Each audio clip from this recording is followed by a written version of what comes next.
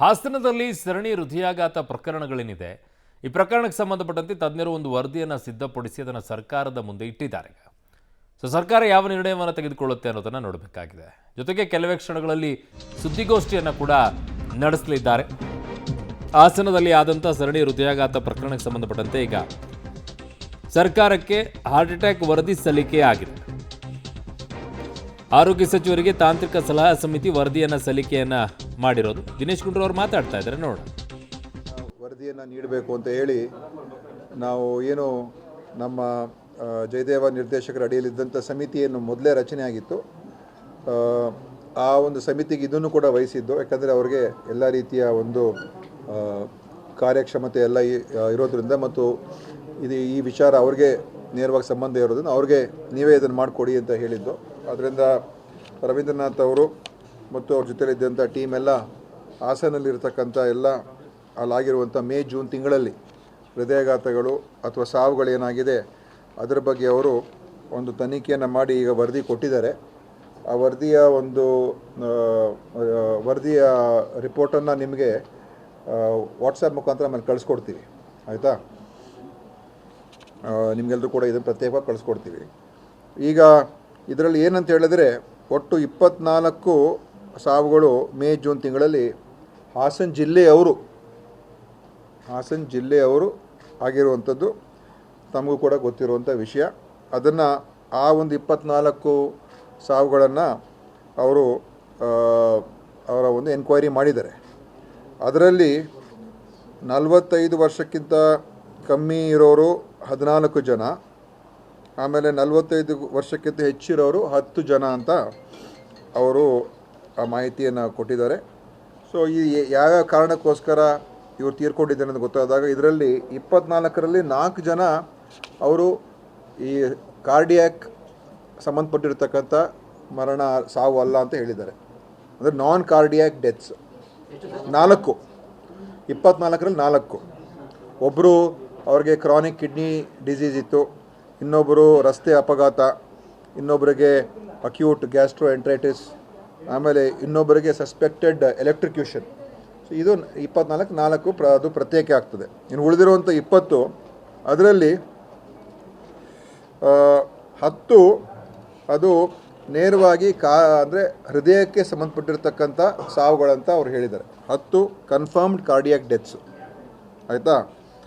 ಆ 10ರಲ್ಲಿ 3 ಜನ ಅವ್ರಿಗೆ ಹೃದಯದ ಒಂದು ರೋಗಗಳಿತ್ತು. ಒಬ್ಬರಿಗೆ ಬೈಪಾಸ್ ಸರ್ಜರಿ ಆಗಿತ್ತು, ಇನ್ನೊಬ್ಬರಿಗೆ ಆಂಜಿಯೋಪ್ಲಾಸ್ಟಿ ಆಗಿತ್ತು, ಇನ್ನೊಬ್ಬರಿಗೆ ಅವ್ರಿಗೆ ಕಾರ್ಡಿಯೋಮಯೋಪತಿ ಆ ಒಂದು ಕಾರಣ ಅದು ಅವ್ರಿಗೆ ಒಂದು ಡೆತ್ ಆಗೋದಕ್ಕೆ ಪ್ರೀ ಎಕ್ಸಿಸ್ಟಿಂಗ್ ಮೊದಲೇ ಇದ್ದಂಥ ಅವ್ರಿಗೆ ಹೃದಯದ ಒಂದು ಕಾಯಿಲೆ ರೋಗಗಳಿತ್ತು. ಇನ್ನು 7 ಜನರಲ್ಲಿ ಈ 10ರಲ್ಲಿ 3 ಮೊದಲೇ ಇತ್ತು, 7ರಲ್ಲಿ ಅವ್ರಿಗೆ 4ರಲ್ಲಿ ಆಟೋಪ್ಸಿ ಮಾಡಿ ಮಾಹಿತಿ ನಮ್ಮ ಹತ್ರ ಇದೆ, ಮತ್ತು 3ರಲ್ಲಿ ECG ಒಂದು ಮಾಹಿತಿ ಆಧಾರದ ಮೇಲೆ ಹೃದಯಾಘಾತ ಆಗಿದೆ ಅಂತ ಹೇಳಿದ್ದಾರೆ. ಸೊ ಒಟ್ಟು ಈ 10ಕ್ಕೆ ಸಂಬಂಧಪಟ್ಟಂಥ ಈ ಥರ ಇದೆ. ಇನ್ನು ಉಳಿದಿರುವಂಥ 10 ಏನಿದೆ ಅದು ಹೃದಯಾಘಾತದಿಂದ ಮರಣ ಆಗಿದೆ ಅಂತ ಅದು ಸಂಭವಿಸ್ಬೋದು ಅಂತ ಹೇಳಿದ್ದಾರೆ. ಸಂಭವನೀಯ ಹೃದಯಾಘಾತದ ಮರಣ ಅಂತಲೇ ಹೇಳ್ಬೋದು. ಅದರಲ್ಲಿ ಬೇರೆ ಎಲ್ಲರಲ್ಲೂ ಅಲ್ಲಿ ಬಹುತೇಕ ಜನರಲ್ಲಿ ಅವ್ರಿಗೆ ಬೇರೆ ಒಂದು ರಿಸ್ಕ್ ಫ್ಯಾಕ್ಟರ್ಸ್ ಕೂಡ ಇತ್ತು. ಅಂದರೆ ಅವ್ರಿಗಲ್ಲಿ ಏನು ಸ್ಮೋಕಿಂಗ್ ಅಭ್ಯಾಸ ಅಥವಾ ಮಧುಮೇಹ, ರಕ್ತದ ಒತ್ತಡ ಅಥವಾ ಈ ಒಬೆಸಿಟಿ ಅಂತ ಏನು ಹೇಳ್ತೀವಿ, ಆಮೇಲೆ ಅವರ ಒಂದು ಫ್ಯಾಮಿಲಿ ಹಿಸ್ಟ್ರಿ ಇತ್ತು, ಮತ್ತು ಆಲ್ಕೋಹಾಲ್ ಅದರ ಒಂದು ಅಭ್ಯಾಸಗಳು ಕೂಡ ಇತ್ತು. ಸೊ ಈ ರಿಸ್ಕ್ ಫ್ಯಾಕ್ಟರ್ಸು ಎಲ್ಲರಲ್ಲೂ ಕೂಡ ಕಂಡು ಬಂದಿದೆ. ಇನ್ನೊಂದು ವಿಶೇಷವಾಗಿ ಏನಂತ ಹೇಳಿದ್ರೆ, ಇದು ಏನಾದರೂ ಹೆಚ್ಚಾಗಿದೆಯಾ ದಿಢೀರಾಗಿ ಅಂತ ಒಂದು ದೊಡ್ಡ ಸುದ್ದಿ ಆಯಿತು. ಹಾಸನ ಜಿಲ್ಲೆಯಲ್ಲಿ ಇದೀಗ ಏಕ್ದಮ್ ಇದು ಹೆಚ್ಚಾಗ್ತಾ ಇದೆ, ಹೆಚ್ಚು ಜನ ತೀರ್ಕೊಳ್ತಾ ಇದ್ದಾರೆ ಅಂತ ಒಂದು ಭಾಳಷ್ಟು ಜನರಲ್ಲಿ ಆತಂಕ ಸೃಷ್ಟಿಯಾಯಿತು. ಈಗ 2024 ಇಸ್ವಿದು ಮತ್ತು 2025 ಇಸ್ವಿದು ನಾವು ಹೋಲಿಕೆ ಮಾಡಿದ್ದೀವಿ. ಆ ಹೋಲಿಕೆ ಆಧಾರದ ಮೇಲೆ 2024 ಇಸ್ವಿಯಲ್ಲಿ ಇದೇ 2 ತಿಂಗಳ ಅವಧಿಯಲ್ಲಿ 19 ಜನ ತೀರೋಗಿದ್ದರು, ಈಗ 20 ಜನ ತೀರೋಗಿದ್ದಾರೆ ಅಂತ ಇದೆ. ಸೊ ಅದರಿಂದ ಅದೇನು ಹೆಚ್ಚಿಗೆ ಆಗಿದೆ ಅಂತ ಹೋದ ವರ್ಷಕ್ಕೆ ಹೋಲಿಕೆ ಮಾಡಿದಾಗ ಕಂಡು ಬರೋದಿಲ್ಲ. ಮತ್ತು ಈ ವರ್ಷ ನೀವು ಜನವರಿಯಿಂದ ಜೂನ್ವರೆಗೂ ನಾವು ನೋಡಿದ್ದೀವಿ, ಅದರಲ್ಲೂ ಕೂಡ ಈ ಹಾರ್ಟ್ ಅಟ್ಯಾಕಿಂದ ತೀರ್ಕೊಂಡಿದ್ದಾರೆ ಅಂತ ಏನು ಸಂಖ್ಯೆ ಇದೆ ಅದು ಏನು ಹೆಚ್ಚು ಆಗಿದೆ ಅಂತ ಎಲ್ಲೂ ಕಂಡು ಬಂದಿಲ್ಲ. ಜನವರಿಲಿ 11 ಜನ ತೀರೋಗಿದ್ರು, ಫೆಬ್ರವರಿಲಿ 10 ಜನ, ಮಾರ್ಚಲ್ಲಿ 10, ಏಪ್ರಿಲಲ್ಲಿ 9, ಮೇಯಲ್ಲಿ 9, ಜೂನಲ್ಲಿ 11. ಸೊ ಇದರಿಂದ ಏನು ಒಂದು ಆಶ್ಚರ್ಯ ಪಡುವಂಥ ಸಂಖ್ಯೆ ಏನು ಅದು ಸಡನ್ನಾಗಿ ಹೆಚ್ಚಾಗಿರುವಂಥದ್ದು ಎಲ್ಲೂ ಕೂಡ ಕಂಡು ಬರ್ತಾ ಇಲ್ಲ. ಅದೇ ರೀತಿ ನಾವು ಕೇವಲ ಹಾಸನ ಒಂದೇ ಅಲ್ಲ, ಬೇರೆ ಕಡೆನೂ ನಾವು ವಿಚಾರಿಸ್ದು. ಮೈಸೂರು ಇರ್ಬೋದು, ಮೈಸೂರು ಜಯದೇವ, ಬೆಂಗಳೂರು ಜಯದೇವ, ಕಲಬುರಗಿ ಜಯದೇವ, ಆ ನಂಬರ್ಸ್ ಡೇಟಾ ನಿಮಗೆಲ್ಲ ಕೊಡ್ತೀನಿ.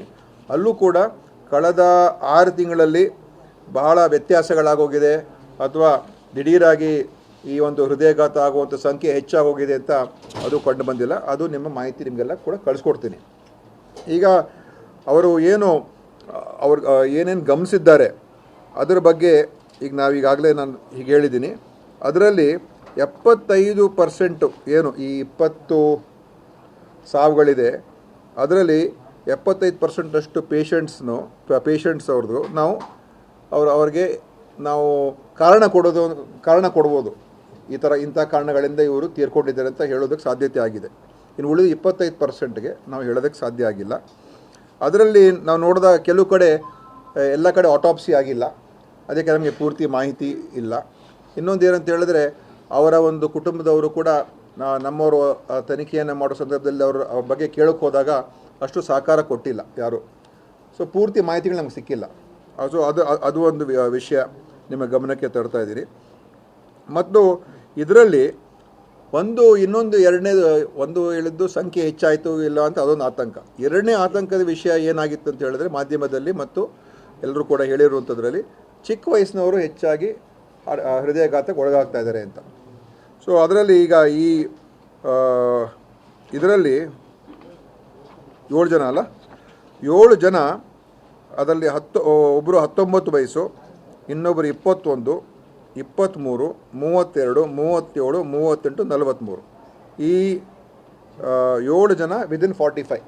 ಸೊ 19 ಇಯರ್ಸ್ ಅವರು ಇದ್ದಾರೆ, 21 ಇಯರ್ಸ್ ಅವರು ಇದ್ದಾರೆ. ಇದೆಲ್ಲ ಒಂದು ನಮಗೆ ಖಂಡಿತವಾಗಿಯೂ ಇದು ಒಂದು ಗಂಭೀರದ ವಿಷಯ. ಯಾಕಂತ ಹೇಳಿದ್ರೆ 20ರಲ್ಲಿ 7 ಜನ ಅವರು ಚಿಕ್ಕ ವಯಸ್ಸಿಗೆ 45 ವರ್ಷದ ಒಳಗಡೆ ಇರ್ತಕ್ಕಂಥವ್ರು. ಅದರ ಬಗ್ಗೆ ಖಂಡಿತವಾಗಿಯೂ ನಾವು ಗಮನ ಹಾರೈಸಬೇಕಾಗ್ತದೆ. ಆ ವಿಷಯದಲ್ಲಿ ಅದರ ಬಗ್ಗೆ ಇನ್ನು ಸ್ವಲ್ಪ ನಾನು ಹೇಳ್ತೀನಿ. ಆ ವಿಷಯದಲ್ಲಿ ಏನಂತ ಹೇಳಿದ್ರೆ ಅದರಲ್ಲಿ ಈ 7 ಜನ ನಾವು ಪ್ರತ್ಯೇಕವಾಗಿ ಹೆಚ್ಚಾಗಿ ಅದಕ್ಕೆ ಗಮನ ಕೊಟ್ಟಿದ್ದಾರೆ. ಯಾಕೆಂದರೆ ಇವರು ಕಮ್ಮಿ ವಯಸ್ಸಿನವರು ಅಂತ. ಅದರಲ್ಲಿ 4 ಮರಣೋತ್ತರ ವರದಿಗಳಿದೆ, ಆಟೋಪ್ಸಿ ರಿಪೋರ್ಟ್ ಇದೆ 4ರಲ್ಲಿ, 3ರಲ್ಲಿ ಇಲ್ಲ. ಆಟೋಪ್ಸಿ ಆಗಿರೋಂಥದ್ರಲ್ಲಿ ಅವ್ರಿಗೆ ಈ ಫೆಮಿಲಿಯಲ್ ಹೈಪರ್ ಕೊಲೆಸ್ಟ್ರಾಲ್ ಇರಬಹುದು ಅಂತ, ಫೆಮಿಲಿಯಲ್ ಹೈಪರ್ ಕೊಲೆಸ್ಟ್ರಾಲ್ ಇರ್ಬೋದು ಅಂತ ಆಟೋಪ್ಸಿ ರಿಪೋರ್ಟ್ ಆಧಾರದ ಮೇಲೆ ಹೇಳ್ಬೋದು. ಅವ್ರಿಗೆ ಅಂತ ಹೇಳಿದ್ರೆ ಇದನ್ನು ಮೊದಲೇ ಸ್ಕ್ರೀನಿಂಗ್ ಆಗಿದ್ದಿದ್ರೆ ಇದು ಗೊತ್ತಾಗಿರೋದು. ಅವ್ರು ಏನಾದರೂ ಸ್ಕ್ರೀನ್ ಮಾಡಿಸ್ಕೊಂಡು ECG ಅಥವಾ ಏನಾದರೂ ಮಾಡಿಸ್ಕೊಂಡಿದ್ದಿದ್ರೆ, ಇದು ಬ್ಲಡ್ ಟೆಸ್ಟು ಮಾಡಿಸ್ಕೊಂಡಿದ್ದಿದ್ರೆ ಅವರಿಗೆ ಗೊತ್ತಾಗಿರೋದು, ಅವರು ಇದನ್ನು ಪ್ರಿವೆಂಟಿವ್ ಕ್ರಮಗಳು ತೊಗೊಳ್ಬೋದಾಗಿತ್ತು. ಇವರಿಬ್ಬರಿಗೆ ಅದು ಅವ್ರೇನು ಟೆಸ್ಟ್ ಮಾಡ್ಕೊಂಡಿಲ್ಲ. ಅದಕ್ಕೋಸ್ಕರ ಇದು ಅವರಿಗೆ ಒಬ್ಬ 19 ವರ್ಷ, ಇನ್ನೊಬ್ಬರು 23 ವರ್ಷ. ಸೊ ಅದೊಂದು ಆ ಥರ ಆಗಿದೆ. ಇನ್ನೂ ರಿಪೋರ್ಟ್ ನಮಗೆ ಪೂರ್ತಿ ವರದಿ ಬಂದಿಲ್ಲ. ಇನ್ನೊಬ್ಬರು ಕೂಡ ಅವರ ಒಂದು ಬ್ಲಾಕೇಜ್ ಕೂಡ ಆಗಿತ್ತು. ಆಟೋಪ್ಸಿ ರಿಪೋರ್ಟ್ ಪ್ರಕಾರ ಅವರ ಒಂದು ಆರ್ಟರೀಸ್ ಎಲ್ಲ ಬ್ಲಾಕ್ ಆಗಿತ್ತು.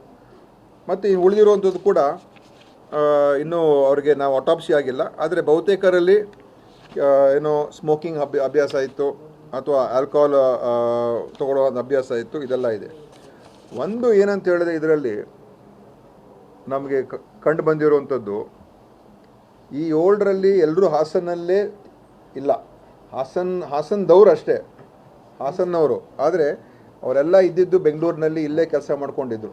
4 ಜನ ಬೆಂಗಳೂರಲ್ಲೇ ತೀರ್ಕೊಂಡಿರೋರು, ಇಲ್ಲೇ ವೃತ್ತಿಯಲ್ಲಿದ್ದರು, ಇಲ್ಲೇ ಅವರು ತೀರ್ಕೊಂಡಿರೋದು ಕೂಡ ಇಲ್ಲೇ. ಆದ್ದರಿಂದ ಇದು ಹಾಸನ್ನಲ್ಲಿ ಮಾತ್ರ ಏನೋ ಇದು ಆಗ್ತಾ ಇದೆ, ಹಾಸನ ಜಿಲ್ಲೆ ವಿಶೇಷ ಅಂತ ಏನೂ ಇಲ್ಲ. ಒಂದು ಮೊದಲು ಹೇಳಿದಾಗೆ ಏನು ಹೊಸ ರೀತಿಯ ದಿಢೀರಾಗಿ ಸಂಖ್ಯೆ ಹೆಚ್ಚಾಗಿಲ್ಲ.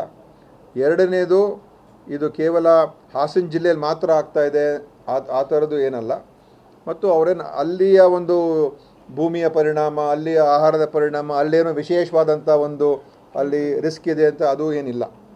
ಇವರೆಲ್ಲ ಬೆಂಗಳೂರಲ್ಲೇ ಇದ್ದರು, ಇಲ್ಲೇ ಕೆಲಸ ಮಾಡ್ತಾಯಿದ್ರು ಎಲ್ಲ. ಆದರೆ ಒಂದು ಇದರಲ್ಲಿ ನಾವು ನೋಡಿರೋದು 6 ಜನ ಈ 7ರಲ್ಲಿ ಅಲ್ಲ,